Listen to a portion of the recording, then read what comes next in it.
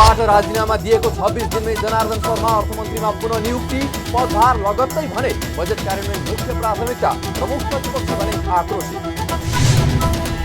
विमानस्थल सञ्चालन र पूर्वाधार विकासलाई मुख्य प्राथमिकतामा राख्दै नागरिक उड्डयन प्राधिकरणद्वारा 41 अर्ब 85 करोड बजेट विनियोजन।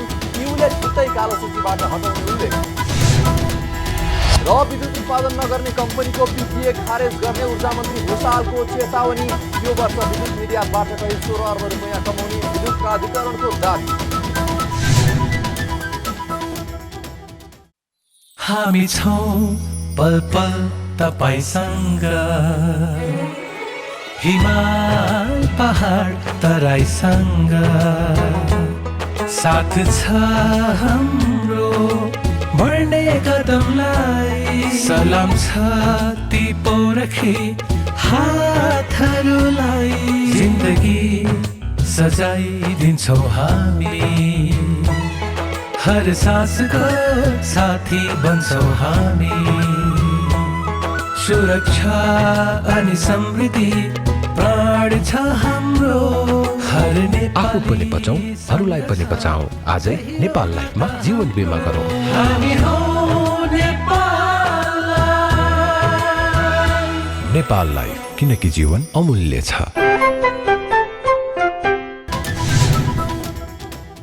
नमस्कार, कारोबार समाचारमा स्वागत छ। अब समाचार विस्तारमा। जनार्दन शर्माले मन्त्री पदबाट राजीनामा दिएको 1 महिना बित्न नपाउँदै आइतबार पुनर्नियुक्ति पाउनु भएको छ। प्रधानमन्त्री शेरबहादुर देउवाको सिफारिसमा राष्ट्रपति विद्यादेवी भण्डारीले शर्मालाई आइतबार पुनः अर्थमन्त्रीमा नियुक्त गर्नुभएको हो। चालु आर्थिक वर्षको बजेट निर्माणको समयमा अर्थ मन्त्रालयमा अनधिकृत व्यक्तिको प्रवेश गराई करको दर हेरफेर गराएको आरोपबारे प्रतिनिधि सभाबाट छानबिन गर्न संसदले संसदीय विशेष समिति गठन भए लगत्तै शर्माले असार 22 गते राजीनामा दिनुभएको थियो। उक्त प्रकरणमा संसदीय छानबिन विशेष समितिले शुक्रबार बजेट निर्माणका बेला अनधिकृत मानिसहरू सहभागी भएको नपाइएको निष्कर्ष निकाल्दै क्लिन चिट दिएसँगै उहाँ पुनः अर्थ मन्त्रालयमा प्रवेश गर्नुभएको हो। पुनर्नियुक्ति पाउनुभएका मन्त्री शर्माले आइतबार राष्ट्रपति भवन शीतल निवासमा एक समारोह बीच शपथ ग्रहण गर्नुभएको छ। शर्माले राष्ट्रपतिबाट शपथ खाए लगत्तै अर्थ मन्त्रालय पुगेर जिम्मेवारी सम्हाल्नु भएको छ।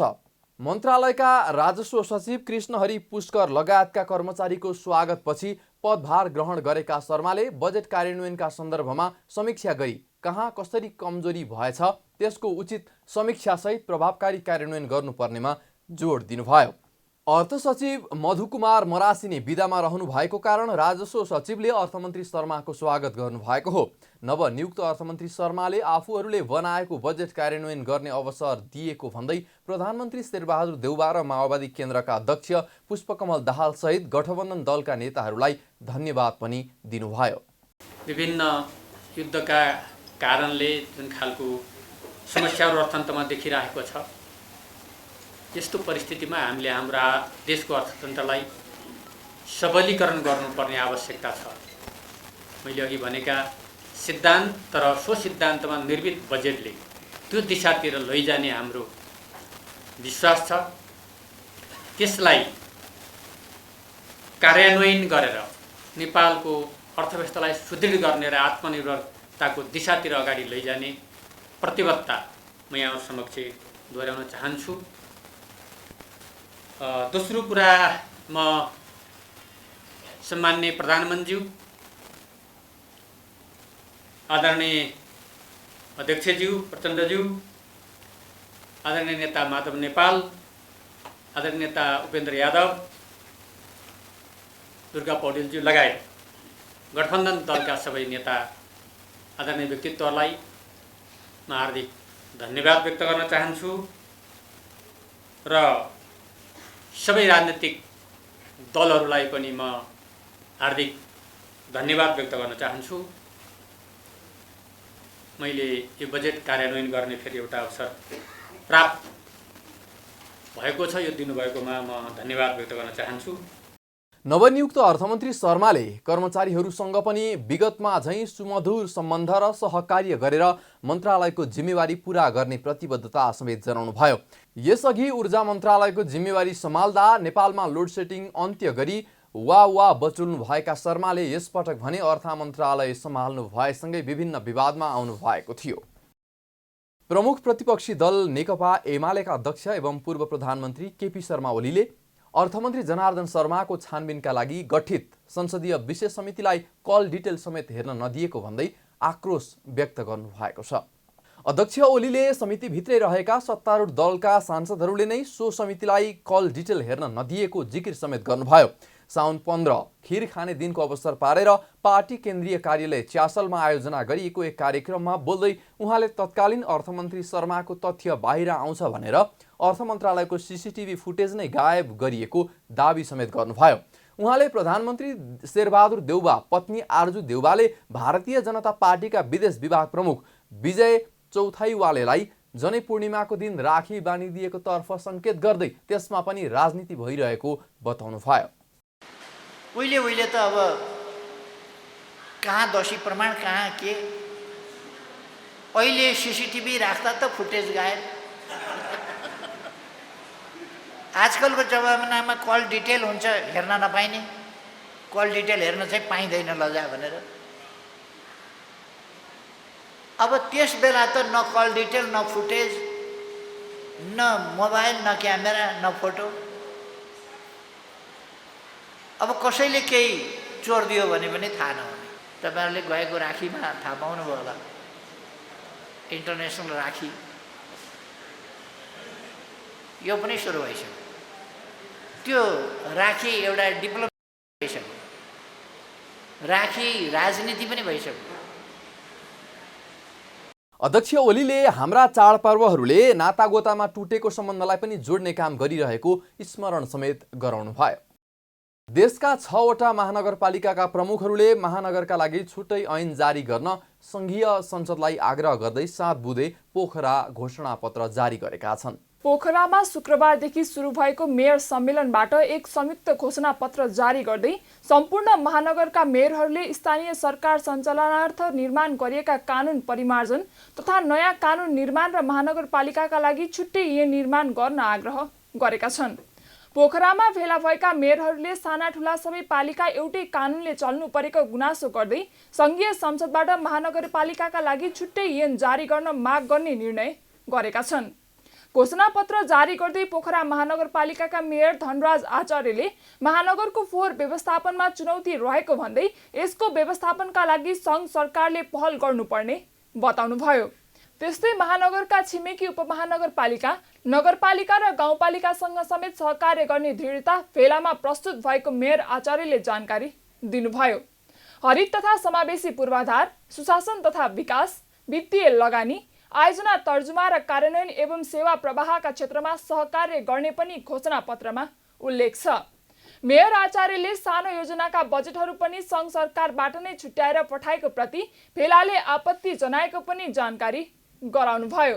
संघीय राज्य व्यवस्थाको सफल कार्यान्वयन सुनिश्चित गर्नका लागि सङ्घ र प्रदेश सरकारहरूसँगको समन्वय, सहयोग र सहकार्यलाई अझ घनीभूत गर्दै महानगरीय सुशासन नीति तथा योजना व्यवस्थापन, विकास, निर्माण र सेवा प्रवाहलाई थप सुदृढ बनाउन स्थानीय सरकार सञ्चालन ऐन 2074 लगायत विभिन्न विशेष क्षेत्रसँग सम्बन्धित विद्यमान सङ्घीय कानुनको परिमार्जन तथा कानुनको निर्माणसँगै महानगरपालिकाका लागि सङ्घीय संसदबाट छुट्टै ऐन जारी गर्न समेत अनुरोध गर्दछौँ।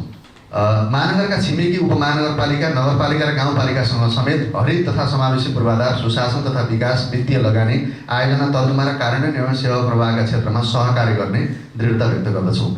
महानगर मात्रै एउटा गतिमा हिँडेर हुँदैन, त्यसको वरपर जोडिएका पालिकाहरूसँग पनि हामी सहकार्य गर्नुपर्छ, सहयोग पनि गर्नुपर्छ। स्वाभाविक हिसाबले ठुलो संस्था भएको कारणले भन्ने कुरालाई हामीले यहाँ प्रतिबद्धता जारी गरेका छौँ र महानगरपालिकाको पारस्परिक सवाल, समस्या र चुनौतीहरूलाई समन्वित ढङ्गबाट सम्बोधन गर्ने सन्दर्भमा सङ्घ र प्रदेश सरकार एवं राज्यका अन्य अङ्ग र निकायहरूसँग पारस्परिक सूचना सम्प्रेषण र परामर्श गरी सम्पर्क, समन्वय र सहकार्य गर्ने प्रतिबद्धता जारी गर्दछौँ। बैठकमा बोल्दै ललितपुर महानगरपालिकाका मेयर चिरीबाबु महर्जनले सार्वजनिक खरिद ऐनका कारण नै स्थानीय र सङ्घीय सरकारले काम गर्न नसकेको दावी गर्दै उक्त ऐनमा परिवर्तनको जरुरी रहेको बताउनुभयो। उहाँले सार्वजनिक खरिद ऐनमा भएको कम बिड हाल्नेलाई योजना दिने र स्थानीय सरकार सञ्चालन ऐनले आफूहरूलाई अप्ठ्यारो पारेको अनुभव सुनाउनुभयो। थोरै रकममा काम सक्छु भने ठेकेदारलाई नै ठेक्का दिनुपर्ने नियमले कमसल कामलाई प्रेरित गरेको ललितपुरका मेयर महर्जनले बताउनुभयो। खरिद ऐन नियमावली 2064 को यो अन्तिम संशोधन भनेको 12औं संशोधन जस्तो लाग्छ। त्यो सबैको विचार गरेर हेर्दाखेरि स्थानीय तह मात्रै होइन, सङ्घीय सरकारले काम गर्न नसकेको कारण पनि यही ऐन हो। यो ऐनमा चाहिँ आमूल परिवर्तनको चाहिँ एकदमै सख्त जरुरत छ। यो ऐनको मनसाय भनेको चाहिँ the lowest bidder must get the job, अर्थात् सबैभन्दा घटाघट जसले टेन्डर हाल्छ उसले काम पाउनै पर्छ। र अब हामीलाई थाहा छ यो काम गर्नको निमित्त यो रामबहादुरको कम्पनीले राम्रो काम गर्छ, तर उसको बिड चाहिँ अब यो लोवेस्ट बिडर भन्दा अलिकति माथि पर्यो भनेर हामीले चाहिँ ल यो राम्रो काम गर्नेलाई काम दिउँ त भनेर भन्यो भने त्यो र त्यो लोवेस्ट बिडरको बिचको जति पैसाको फरक छ त्यो पैसा चाहिँ भ्रष्टाचार गरेको भनेर चाहिँ भन्दो रहेछ। तसर्थ हामीलाई चाहिँ भ्रष्टाचारको ढेउ पनि लाग्दै रहेछ। तसर्थ हामीलाई बाध्यतावश त्यही ठेकेदारलाई काम दिनुपर्छ जसले चाहिँ मतलब राम्रो काम गरेको हुँदैन। महानगर बीच आपसी समन्वय गरेर अन्य सरकार र राज्यका अङ्ग र निकायसँग सूचना सम्प्रेषण र परामर्श गरेर सहकार्य गर्ने घोषणा पत्रमा उल्लेख छ। भेलामा यसअघि 5 वर्ष महानगरको नेतृत्व गरिसक्नुभएका ललितपुर महानगरपालिकाका मेयर चिरीबाबु महर्जन र भरतपुर महानगरपालिकाकी मेयर रेणु दाहालले महानगरको कार्य सम्पादनमा भोग्नु परेका समस्या बारेमा जानकारी गराउनु भएको थियो। मेयरहरूबीच यी विषयमा ध्यान दिन सङ्घ सरकारलाई अनुरोध गर्ने सहमति भएको छ। 2 दिनसम्म चलेको सम्मेलनमा 6 महानगरपालिकाका मेयर, उपमेयर र प्रमुख प्रशासकीय अधिकृतको सहभागिता थियो। आगामी सम्मेलन भरतपुरमा गर्ने पनि भेलाले तय गरेको छ। नेपाल नागरिक उड्डयन प्राधिकरणले विमानस्थल सञ्चालन र पूर्वाधार विकासलाई मुख्य प्राथमिकता दिने भएको छ। आइतबार चालु आर्थिक वर्षको स्वीकृत नीति बजेट तथा कार्यान्वयन सार्वजनिक गर्दै प्राधिकरणले विमानस्थल पूर्वाधार विकास, विमानस्थल सञ्चालन लगायतलाई मुख्य प्राथमिकता दिने भएको हो। यस्तै प्राधिकरणको संस्थागत सुधार, उड्डयन तथा हवाई सुरक्षा सुदृढीकरण, मानव संसाधन विकास र गैर उडान आय वृद्धिलाई पनि आफ्नो प्रमुख प्राथमिकतामा राखेर बजेट विनियोजन गरेको छ। यसका लागि प्राधिकरणले चालु आर्थिक वर्षको लागि 41 अर्ब 85 करोड 92 लाखको बजेट छुट्याएको छ। पुँजीगततर्फ 32 अर्ब 65 करोड 14 लाख तथा कार्य सञ्चालनतर्फ 3 अर्ब 53 करोड 15 लाख बजेट प्रस्ताव गरेको हो। त्यसमध्ये पुँजीगततर्फ 26 अर्ब 82 करोड 41 लाख, कर्मचारी सम्बन्धी खर्च अन्तर्गत 2 अर्ब 20 करोड 47 लाख, कर्मचारी अवकाश भुक्तानीका लागि 77 करोड 30 लाख र अन्य कार्य सञ्चालनका लागि 3 अर्ब 57 करोड 48 लाख रुपैयाँ छुट्याएको छ। यसबाहेक कर्मचारी अवकाश कोष, सरकारलाई लाभांश भुक्तानी, ऋण सावा, ब्याज भुक्तानी, कर्मचारी बोनस, आयकर व्यवस्था लगायत विभिन्न क्षेत्रमा कुल पाउने 42 अर्ब खर्च छुट्याएको छ। चालु आर्थिक वर्ष 7980 को बजेट हामीले तर्जुमा गर्दाखेरि बजेटका प्राथमिकता हामीले यसरी निर्धारण गरेका छौँ। विमानस्थलको पूर्वाधार विकास, विमानस्थल सञ्चालन, प्राधिकरणको संस्थागत सुधार, उड्डयन तथा हवाई सुरक्षा सुदृढीकरण, मानव संसाधन विकास र गैर उडान आय वृद्धि।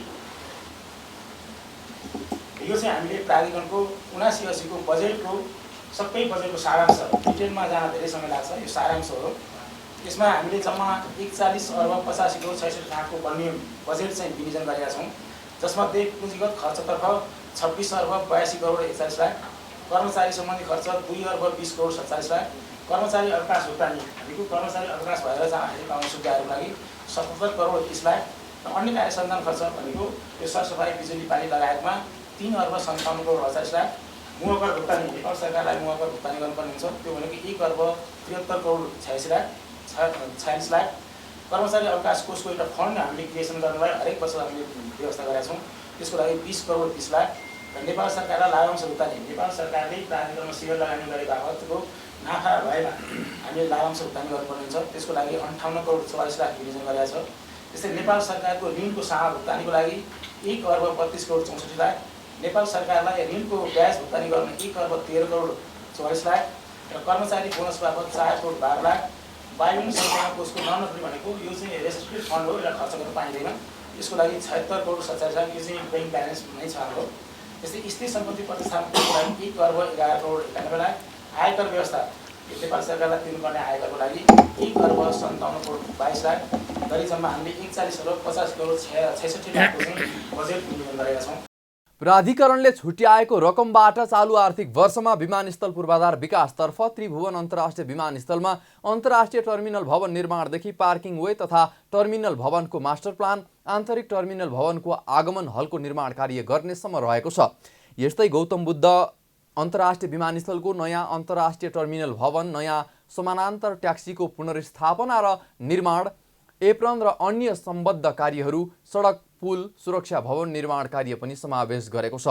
सरकारले बुद्ध जयन्तीको अवसर पारेर गौतम बुद्ध अन्तर्राष्ट्रिय विमानस्थलको उद्घाटनको काम सम्पन्न गरी व्यावसायिक उडानको काम समेत सुरु गरिसकेको छ भने राष्ट्रिय गौरवको आयोजनाको रूपमा रहेको पोखरा अन्तर्राष्ट्रिय विमानस्थलको निर्माणको काम पनि लगभग सम्पन्न भइसकेको छ।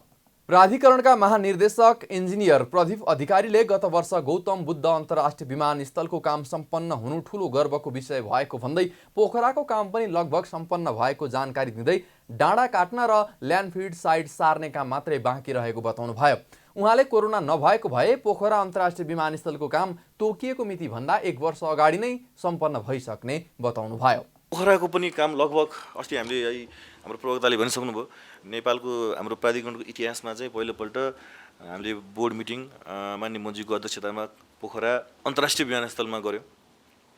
त्यो विमानस्थल काम लगभग सम्पन्न भएको छ। 2टा काम बाँकी छ, एउटा डाँडो कटान गर्ने काम र अर्को ल्यान्डफिल्ड साइट सार्ने काम। अब हामीले गर्नुपर्ने निर्माण पक्षले गर्नुपर्ने काम लगभग सम्पन्न भएको अवस्था छ। यो पनि ठुलो उपलब्धि हो, किनभने कोभिडको त्यस्तो महामारी पनि पोखरा यस्तो प्रोजेक्ट हो जहाँ सधैँ 150-200 जना मान्छेले काम गरे र कोभिड नभइदिएको भए के हुने थियो भने चाहिँ यो प्रोजेक्ट तोकिएको समयभन्दा 1 वर्ष अगाडि सकिने प्रोजेक्ट थियो। त्यस कारणले यो पनि के हो भने हाम्रो क्षमता हामीले प्रदर्शन गर्ने ठाउँ पायौँ। यसमा पनि एक नेपालमा कामै हुँदैन त भन्ने अवस्थाबाट होइन, 2-2टा इन्टरनेसनल एयरपोर्ट, यति सानो संस्था, हेर्नुहुन्छ जम्मा 1122 कर्मचारी भएको संस्था हो यो। तर यहाँ हामीसँग इन्जिनियर हुनुहुन्छ, प्राविधिक हुनुहुन्छ, धेरै लिमिटेड साथीहरू हुन्छ, हामीसँग अहिले पनि म्यान पावरको सर्टेज छ। तैपनि यदि सानो संस्थाले यो लेभलको 2-3टा इन्टरनेसनल एयरपोर्टहरू बनाउन सक्ने जुन क्षमता प्रदर्शन गर्यो त्यो अरूको लागि पनि गर्वको विषय हो। त्यो प्राधिकरणले चालु आर्थिक वर्षमा वर्षौंदेखि किचलोमा जेलिएको निजगढ अन्तर्राष्ट्रिय विमानस्थल निर्माणका लागि लगानी ढाँचा तयार गर्ने योजना पनि समावेश गरेको छ। यसका साथै महेन्द्रनगर विमानस्थल स्तरोन्नतिको योजनादेखि विराटनगर, भक्तपुर, नेपालगञ्जमा नयाँ टर्मिनल भवन बनाउने योजना समेत अघि सारेको छ। यसका साथै महेन्द्रनगर विमानस्थल स्तरोन्नतिको योजनादेखि विराटनगर, भरतपुर, नेपालगञ्जमा नयाँ टर्मिनल भवन बनाउने योजना समेत अघि सारेको छ। पत्रकार सम्मेलनमा संस्कृति, पर्यटन तथा नागरिक उड्डयन मन्त्री जीवनराम श्रेष्ठले युरोपियन युनियनले नेपालको हवाई क्षेत्रलाई छिट्टै कालो सूचीबाट हटाउने बताउनुभयो। उहाँले आइकाओले गरेको अडिट अनुसार नेपालको हवाई क्षेत्र राम्रो रहेको बताउनुभयो। उहाँले सम्बन्धित पक्षले नेपाल नागरिक उड्डयन प्राधिकरणलाई पत्रचार गरेर अनसाइट अडिट पठाउँछौँ भनिसकेको उल्लेख गर्दै त्यसपछि नेपाल कालो सूचीबाट हट्ने बताउनुभयो। अब हामी यो प्रक्रियाबाट चाँडै नै युरोपियन चाहिँ नि जुन युनियनको अथवा चाहिँ नि इसाको तर्फबाट हामीलाई जुन लिस्टेड भइरहेको स्थिति हो त्यसबाट अनसाइट अडिट भइसकेपछि हामी चाहिँ नि यो लिस्टेडबाट हट्छौँ र हामी युरोप फ्लाइटहरू पनि गर्न सक्ने एउटा स्थिति निर्माण हुन्छ भन्ने मलाई लाग्छ। यो हामी सबैको लागि एउटा खुसीको यो चाहिँ नि एउटा सन्देश हो भन्ने चाहिँ नि मैले ठानेको छु। मन्त्री श्रेष्ठले विमानस्थललाई समृद्ध बनाउनु आवश्यक रहेको भन्दै अन्तर्राष्ट्रिय विमानस्थल र आन्तरिक विमानस्थललाई सुदृढ, व्यवस्थित र प्रभावकारी बनाइने समेत स्पष्ट पार्नुभयो। उद्योग वाणिज्य तथा आपूर्ति मन्त्री दिलेन्द्र प्रसाद बडुले नेपाल आयल निगमलाई निजीकरण गर्ने पक्षमा आफू नरहेको स्पष्ट पार्नु भएको छ। अर्बौंको कमिसन लिएर निगमलाई निजीकरण गर्न लागेको भन्ने चर्चा भइरहेका बेला मन्त्री बडुले आफू त्यसको पक्षमा नरहेको स्पष्टीकरण दिनुभएको छ। आइतबार संघीय संसद प्रतिनिधि सभा अन्तर्गतको उद्योग तथा वाणिज्य र श्रम तथा उपभोक्ता हित समितिको बैठकमा बोल्दै उहाँले आयल निगमलाई आफूले निजीकरण गर्न लागेको भन्ने कुरा निराधार, भ्रामक र आधारहीन भएको उल्लेख गर्दै त्यसको पछि नलाग्न पनि पटक पटक आग्रह गर्नुभयो। मन्त्री बडुले प्रमुख प्रतिपक्ष दल नेकपा एमालेका अध्यक्ष केपी शर्मा ओलीप्रति संकेत गर्दै अर्बौंको कमिसन लिएर निगमलाई निजीकरण गर्न लागेको भन्ने गैर जिम्मेवार अभिव्यक्ति दिएको भन्दै असन्तुष्टि समेत व्यक्त गर्नुभयो। उहाँले आफूले नेपाल आयल निगमको निजीकरण नभई त्यसलाई पारदर्शी बनाउन चाहेको दाबी समेत गर्नुभयो। संसदमा आउँछ, संसदमा व्यापक छलफल हुन्छ। यो व्यापक छलफलपछि पारदर्शी ढङ्गले मुलुकको हितमा, एनओसीको हितमा, सबभन्दा ठुलो कुरो जनताले सस्तो पाउने ढङ्गले जनताको हितमा बनाउने कानुन मात्रले अनि मात्रै निजी क्षेत्रलाई दिने या नदिने कुराको निर्णय हुन्छ। मैले प्रश्न गरेको छु, आओस् न।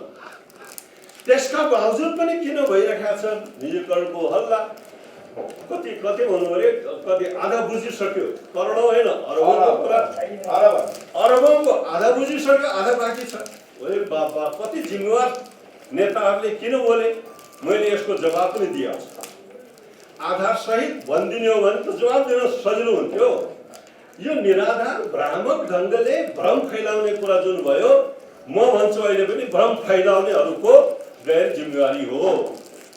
मन्त्री बडोले पेट्रोलियम पदार्थमा देखिएको घाटा कम गर्न तत्कालका लागि विद्युतको खपत बढाउनु पर्नेमा जोड दिनुभयो। उहाँले पेट्रोलियम पदार्थमा देखिएको समस्या समाधानका लागि सरकारले पेट्रोलियम पदार्थ सम्बन्धी ऐन नै निर्माण गर्ने तयारी गरिरहेको पनि बताउनुभयो। कम गर्दै जाऊ, एक समय हुन सक्छ पूर्ण रूपले हामी बिजुलीमा निर्भर गरौँला।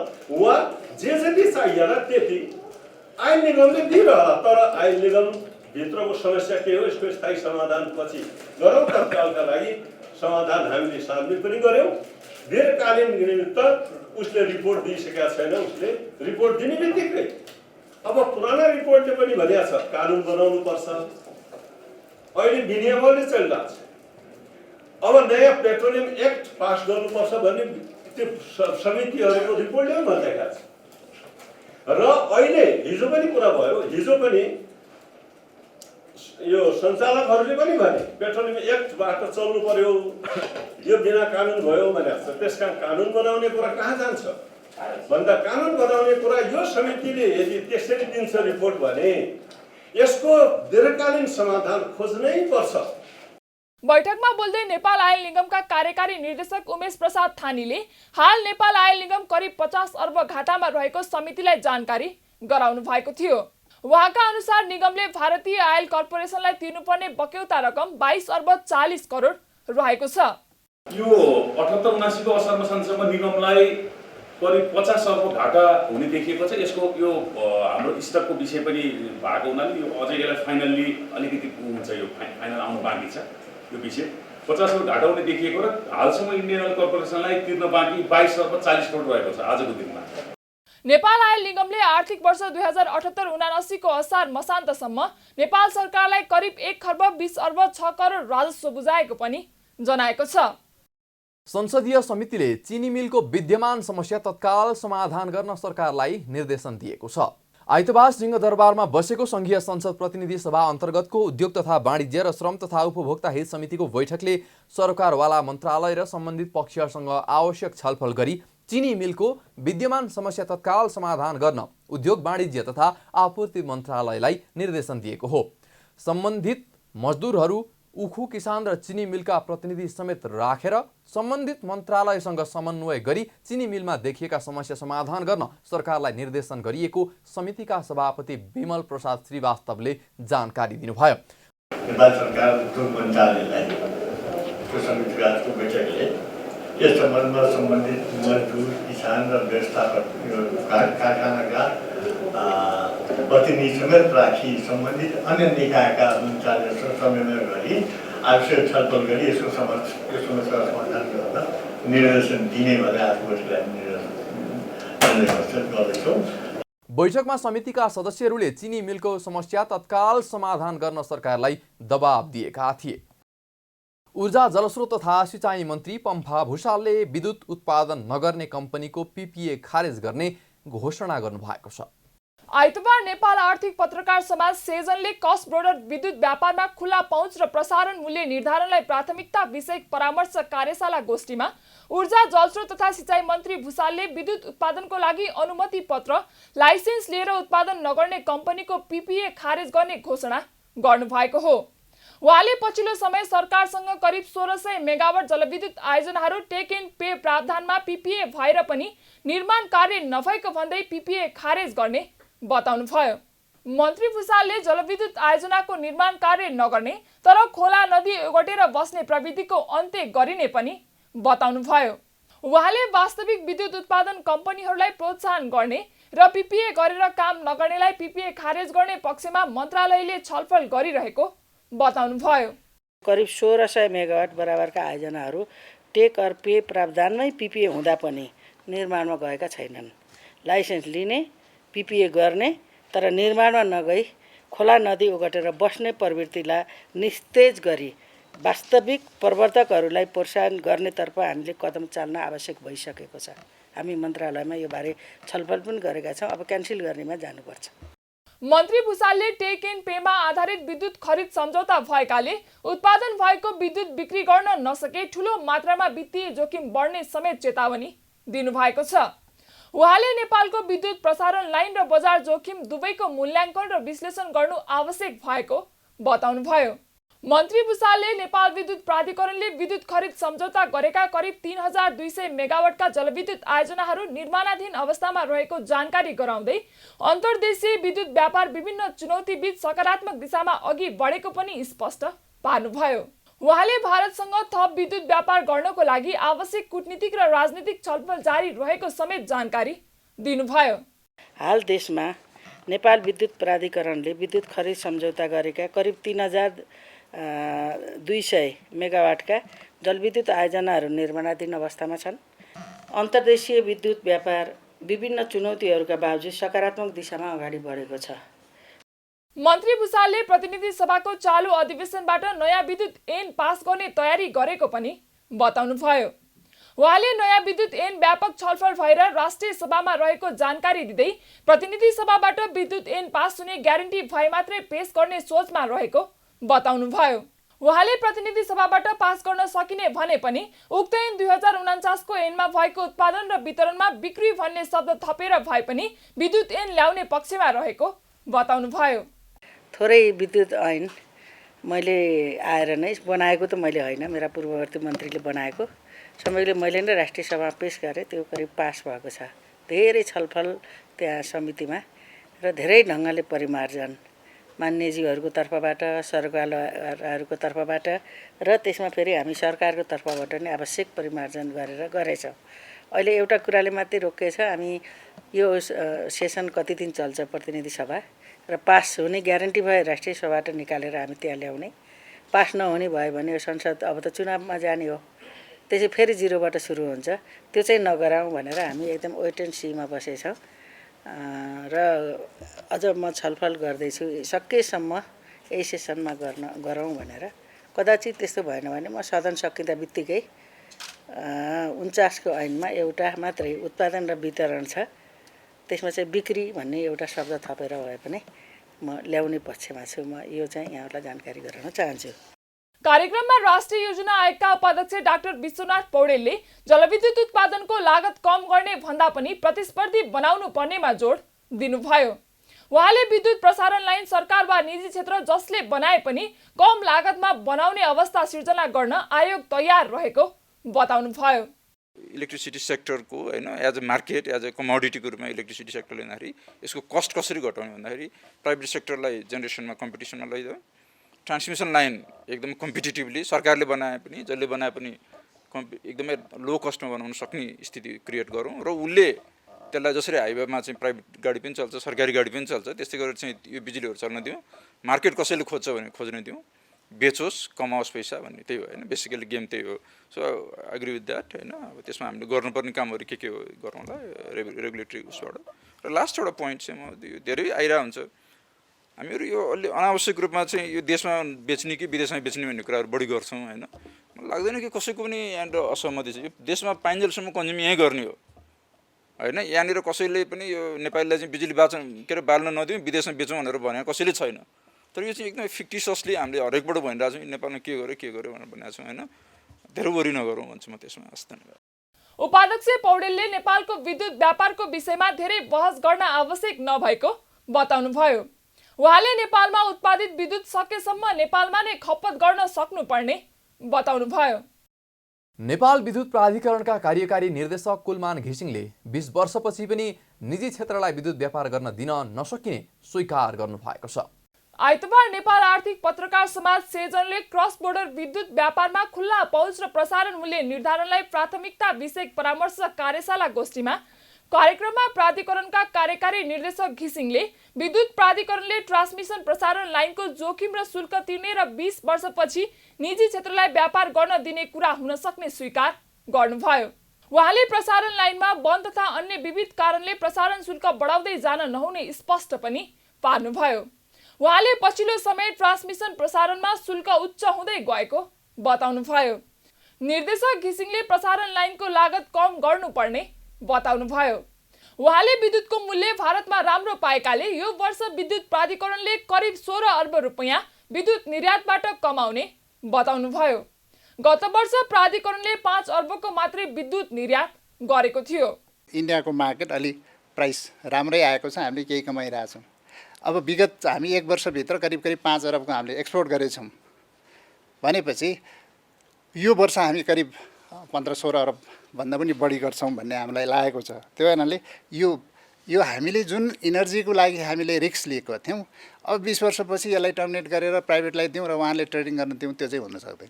ढल्केबार मुजफ्फरपुरमा अर्को 1 रुपियाँ तिर्छु म, हेर्नु नि 1 अरब रुपियाँ मैले वर्षको तिरिरहेको छु त्यो ट्रान्समिसन लाइनलाई। त्यसपछि इन्डियामा गएपछि अहिले सेल गर्दा पनि तिर्नुपर्छ, बाई गर्दा पनि तिर्नुपर्छ। करिब 53 पैसा आइसी तिर्छु भने अर्को 1 रुपियाँ भनौँ, करिब 3 रुपियाँ पर्ने रहेछ ट्रान्समिसन थप, होइन 2.5 देखि 3 रुपियाँ पर्ने रहेछ ट्रान्समिसन चार्ज। अब हामी चाहिँ ट्रान्समिसन कस्टलाई या वनले पनि थप्ने, सबैले थप्ने, थप्दा ट्रान्समिसन कस्ट यति हाई बनाइसक्यौँ। त्यो भएको हुनाले यो ट्रान्समिसन प्राइसिङमा एकदम गम्भीर विषय छ। अहिले विद्युत अब सस्तोमा किन्यो भन्ने कुरा मात्रै होइन, ट्रान्समिसन कस्ट त सबै विद्युत प्राधिकरणले बेहोरिरहेछ नि त, सबै विद्युत प्राधिकरणले बेहोरिरहेछ। त्यो भएको हुनाले यसलाई कस्ट कसरी अप्टिमाइज गर्ने, कस्ट रिडक्सन कसरी गर्ने भन्ने कुरा एकदम गम्भीर विषय छ। विद्युत प्राधिकरणका कार्यकारी निर्देशक घिसिङले सिमेन्ट उद्योगमा 65% विद्युत क्षमता दिन नसकेको विषय गलत भएको पनि बताउनुभयो। उहाँले अहिले सबै उद्योगमा 100% क्षमता विद्युत दिएको दावी गर्दै उद्योगहरूमा विद्युतमा सामान्य समस्या हुँदा पनि ठुलो मुद्दा बनाउने काम भइरहेको भन्दै त्यस्तो नगर्न आग्रह गर्नुभयो। उहाँले प्राधिकरण उद्योगहरूले मागे जति विद्युत दिन तयार रहेको भन्दै प्राधिकरणले अहिले ट्रान्समिसन र सब स्टेसनमा लगानी बढाएको बताउनुभयो। निर्देशक घिसिङले विद्युतीय सवारीको कुरामा सबै विद्युतीय सवारी चलाए पनि 400 मेगावाट खपत हुँदैन भन्ने डाटा गलत भएको दावी गर्नुभयो। उहाँले विद्युत सवारीमा प्रति किलोमिटरमा 1 रुपैयाँ पनि नपर्ने भन्दै अहिले पेट्रोल डिजलमा 20 रुपैयाँ सवारी भाडा रहेको जिकिर गर्नुभयो। अब इन्भेस्टमेन्ट भनेको हामीले ट्रान्समिसन र सबस्टेसनमा गर्नुपर्छ, त्यो हामी लागिरहेछौँ। हाम्रो मन्त्रालय लागेको छ, सरकार लागेको छ। इभीको कुरा आयो, अब इभी सबै गऱ्यो भने 400-100 मेगावाट खपत हुँदैन, यो पनि गलत डाटा हो, यो एकदमै गलत डाटा हो। यो गलत डाटाहरू राख्नु भएन, हामी छलफल गरौँ अनि त्यसपछि जुन विषयलाई राखौँ। त्यो भएको हुनाले अब इभीमा म पर किलोमिटर मेरो कस्ट इलेक्ट्रिसिटीमा हाम्रो चाहिँ सरलाई पनि थाहा छ 1 रुपियाँ पनि पर्दैन, जबकि अहिलेको प्राइसमा 20 रुपियाँसम्म पर्छ। के अरे यो पेट्रोल डिजलको मैले त्यो कस्ट मैले इभी कस्ट चाहिँ गऱ्यो भने मैले सिधै मैले करिब 19 रुपियाँ बचाइरहेको छु त इम्पोर्टमा, सिधै त्यो चाहिँ नहेर्ने अनि इभीमा 13% सब्सिडी दियो भन्ने हेरेर कसरी हुन्छ। कार्यक्रममा ऊर्जा मन्त्रालयका सचिव सुशील चन्द्र तिवारीले विद्युत उत्पादन र व्यापारको लागि ऊर्जा मन्त्रालयले आवश्यकता अनुसार नीतिहरू परिमार्जन गर्दै गएको बताउनुभयो। उहाँले जलविद्युत क्षेत्रको विकासको लागि लगानी बढाउनु पर्नेमा समेत जोड दिनुभयो। शेयर बजारमा उकालो लाग्ने क्रमले यो साताको पहिलो दिन पनि निरन्तरता पाएको छ। अघिल्लो साता पनि उकालो लागेको शेयर बजार मापन गर्ने नेप्से परिसूचक आइतबार 54.58 अङ्कले बढेर हरियाली छाएको छ। कारोबार सुरु भएदेखि नै उकालो लाग्ने क्रममा रहेको परिसूचक अघिल्लो कारोबार दिनको तुलनामा 2.55% बढेर 2195.58 अङ्क कायम भएपछि बजार बन्द भएको हो। आज बजारमा वित्त समूहको परिसूचक सबै समूहको परिसूचकमा हरियाली छाएको छ।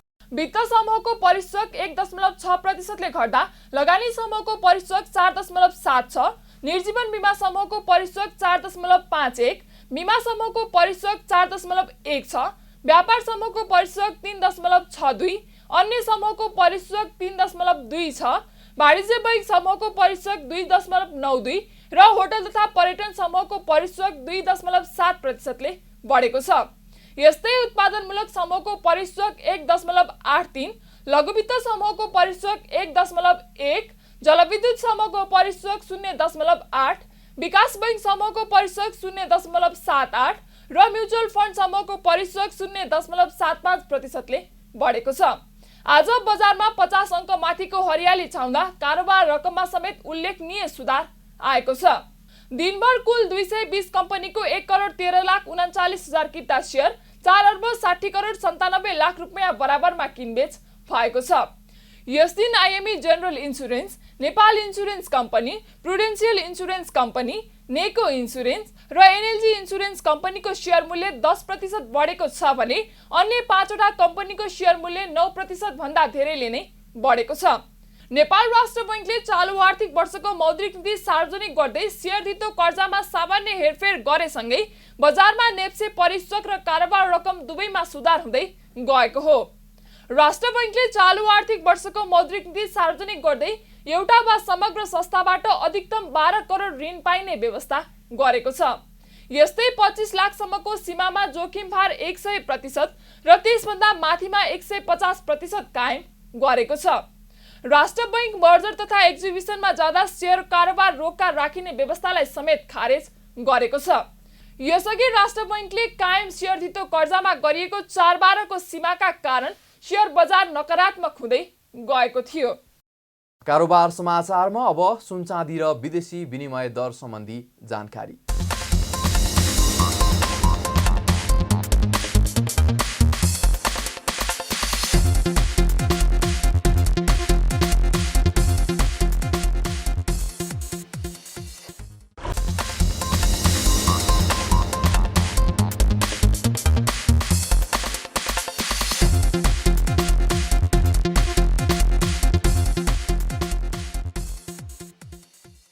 बिदा हुनुअघि अहिलेसम्मका प्रमुख समाचार फेरि एकपटक। मन्त्री पदबाट राजीनामा दिएको 26 दिनमै जनार्दन शर्मा अर्थमन्त्रीमा पुनः नियुक्ति, पदभार लगत्तै भने बजेट कार्यान्वयन मुख्य प्राथमिकता, प्रमुख प्रतिपक्ष भने आक्रोशित। विमानस्थल सञ्चालन र पूर्वाधार विकासलाई मुख्य प्राथमिकतामा राख्दै नागरिक उड्डयन प्राधिकरणद्वारा 41 अर्ब 85 करोड बजेट विनियोजन, ईयूले छुट्टै कालो सूचीबाट हटाउने उल्लेख।